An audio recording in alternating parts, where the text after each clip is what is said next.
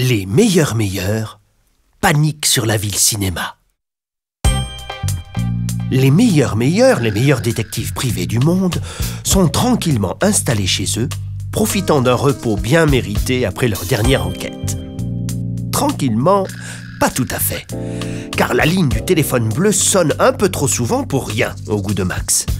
Il a besoin de silence pour travailler sur son dictionnaire particulièrement personnel et carrément original, le grand Max en parole. Et il laisse Gus répondre à sa place. Ce jour-là, Zoé termine sa toute dernière invention, les lunettes caméra à tige programmable. Il y en a une paire pour chacun des meilleurs. Elle dépose sur l'un des verres de lunettes une minuscule caméra qui filme tout. Et sur l'autre, un écran qui permet de regarder le film tout de suite après. C'est très pratique pour apprendre à cligner des yeux, ce que Gus ne sait pas encore très bien faire de l'œil droit. Le téléphone bleu sonne. Bonjour, Gus meilleur à l'appareil. Mais bien sûr, nous arrivons tout de suite. Oui, mais d'ici là, essayez de vous calmer. C'était le célèbre acteur Jean du Tonnerre, explique-t-il après avoir raccroché. Oh, pense-moi, Max, je rêve. Il joue dans un film. Ça se passe à la ville cinéma. Et il nous attend sur le tournage. Youpi, youpla. On va voir la célèbre ville cinéma. Et voilà les meilleurs en route pour une nouvelle aventure. Ils montent à bord du dernier bolide inventé par Zoé, un char à voile doté d'un moteur surpuissant. Gus a énormément insisté pour être aux commandes de l'appareil. L'engin roule sur quelques mètres en vibrant très fort dans tous les sens. Puis, dans un rapide mouvement en spirale, il s'envole avec une légèreté inattendue. Bonflair tremble de peur, tandis que Zoé et Max profitent du repos d'eau extraordinairement confortable pour se détendre et filmer la vue avec leurs lunettes. Au loin, apparaît enfin la fameuse ville cinéma. Pour faciliter les tournages des films, certains éléments de décor restent toujours en place. La piscine, le petit village de campagne, les buildings de New York, la tour Eiffel. Après un premier survol, les meilleurs localisent l'endroit d'où Jean du Tonnerre les a appelés.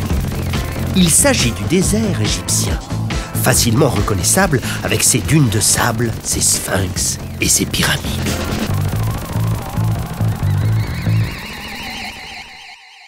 Ah, enfin vous voilà. Ah, j'ai eu si peur. Leur lance affolé Jean du Tonnerre. Il se passe de drôles de choses ici, mais venez dans ma roulotte, nous serons plus tranquilles pour que je vous raconte. Je vous offre à boire. Que diriez-vous d'un bon verre de jus de betterave, ma boisson préférée? Propose-t-il en montrant une carafe toute rouge. Non merci, ça ira. Vous préférez peut-être de la tisane d'herbe à chat? Misérable douille, rien du tout, je vous remercie. Balbutie Max en avalant sa salive. Jean du Tonnerre le regarde de travers. Le grand acteur a horreur qu'on se moque de lui. Tenez, c'est pour vous, dit-il à Gus en lui tendant un verre.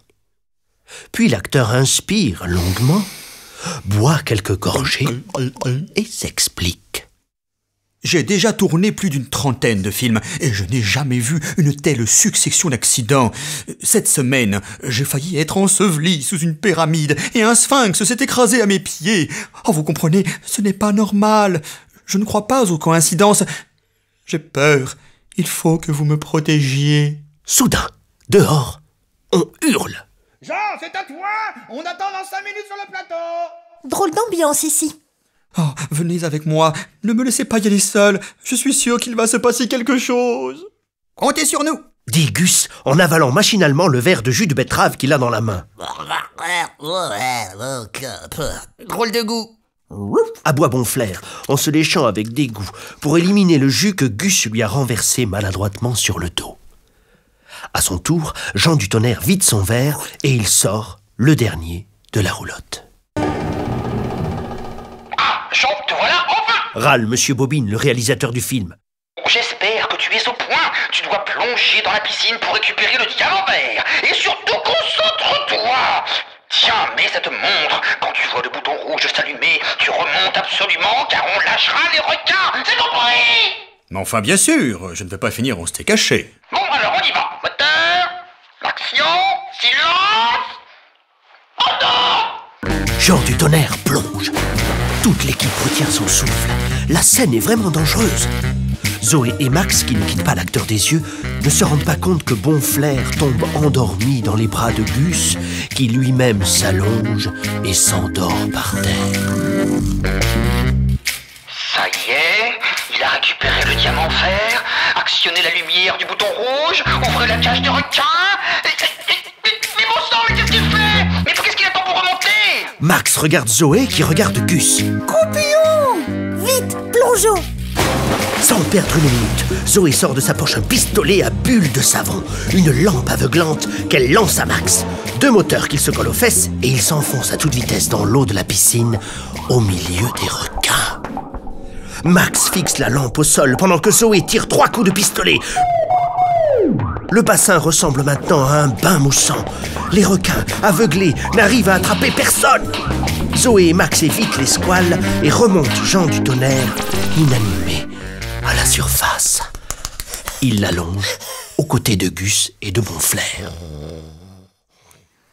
On dirait qu'on les a endormis. Je vais chercher la carafe de jus de betterave pour voir ce qu'elle contient. Dans la roulotte de Jean du Tonnerre, Zoé constate que les verres et la carafe ont été vidés et nettoyés. L'enquête est plus difficile qu'il n'y paraît.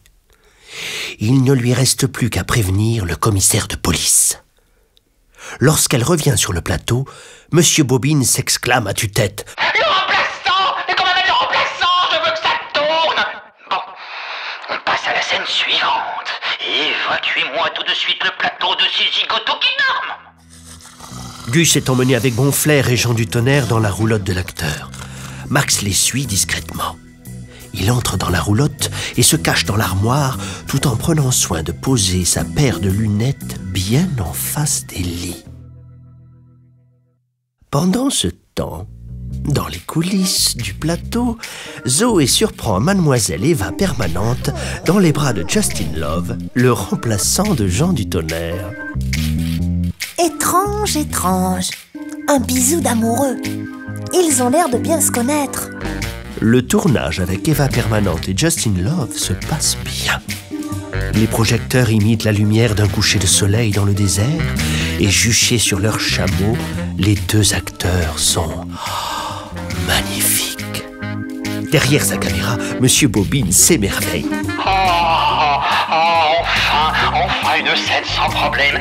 Mais je me demande pourquoi je paye une fortune, ce prétentieux de du Tonnerre, alors que Justin Love a autant de talent.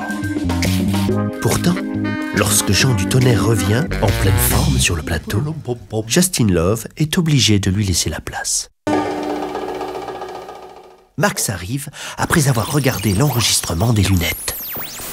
D'après les boulmiques, tout est d'accord, Zoé. Sauf pour Gus et Bonflair, qui croupillent encore. Explique-t-il en clignant des yeux.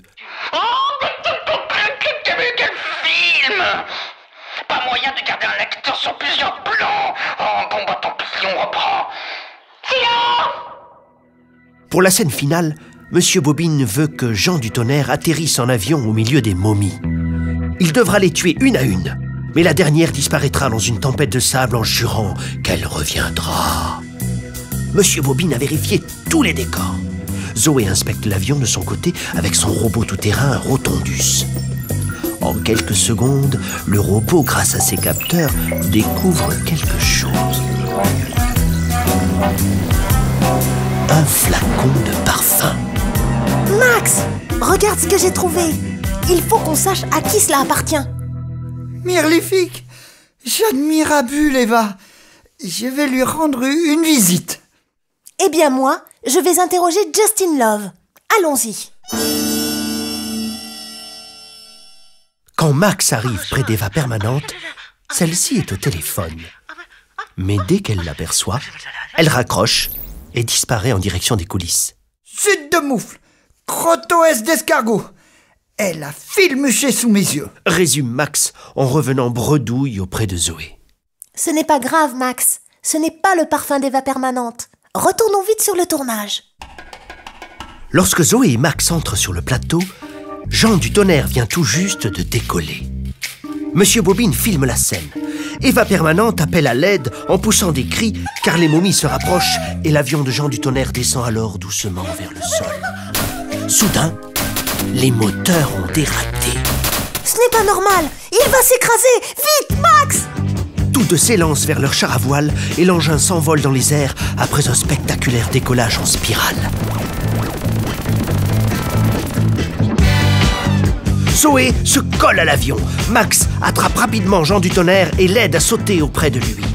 L'avion s'écrase sans blesser personne, tandis qu'au même moment, le char à voile des meilleurs, à quelques mètres de là, atterrit en douceur. Je refuse de continuer dans ces conditions. Mais je ne comprends pas, j'ai tout vérifié. Moi aussi. Et j'ai trouvé ceci. S'exclame Zoé en montrant le flacon de parfum de Justin Love. Oh, mon parfum! Oh, Justin! Oh, ça ne m'étonne pas. Mais je n'y suis pour rien! À d'autres, tout le monde sait que tu veux prendre ma place. Ne vous en faites pas, Justin Love. On sait que ce n'est pas vous. Mais comment cela? Mais enfin! Mais c'est évident que c'est lui! Trop évident même. Alors qui mais dites-le nous! Eh bien, je vais laisser Max tout vous expliquer. Il fait ça mieux que personne.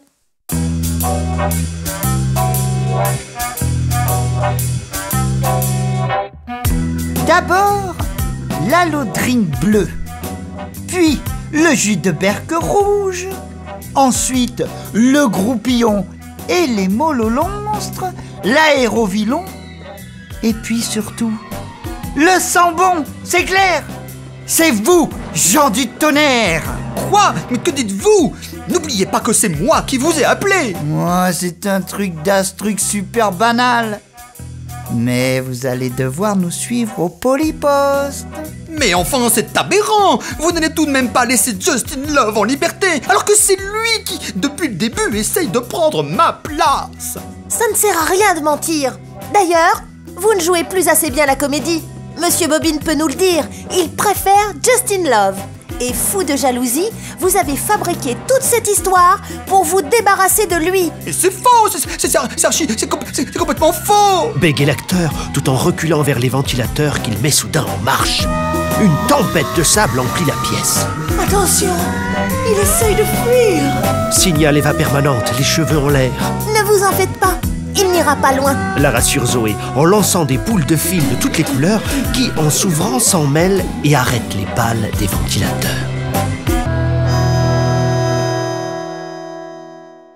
Ah, les meilleurs. On dirait que j'arrive toujours au bon moment. Clame le commissaire en entrant sur le plateau, tenant Jean du Tonnerre par le col.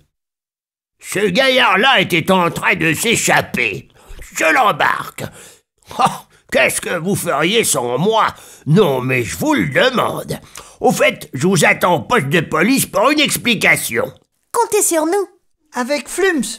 Bon, c'est pas tout ça, j'ai du travail, moi. Au plaisir, à plus tard au poste. Toujours aussi rapide, ce commissaire. Monsieur Bobine, on vous laisse. On a quelqu'un à mettre au lit. Au revoir et bon film. Ah, vraiment, merci les meilleurs. Bon, Eva, Justin, on tourne. Ah, c'est star, je vous jure. Attendez, Max. Appelle Eva Permanente. Un bisou.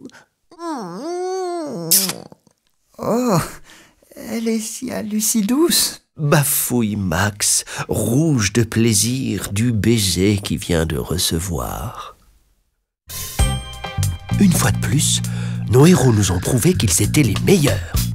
J'ai dit meilleurs, je voulais dire meilleurs.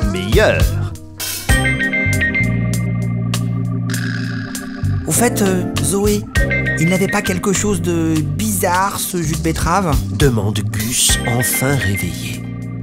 Si, Gus. D'ailleurs, regarde Max, il a les joues toutes rouges. Ah, c'est vrai qu'il est affreusement rouge. Dis-moi, Zoé, ai-je la même tête? Non, absolument pas. Bon alors, ça va. Oh, quelle aventure! Tu viens, Max? Max?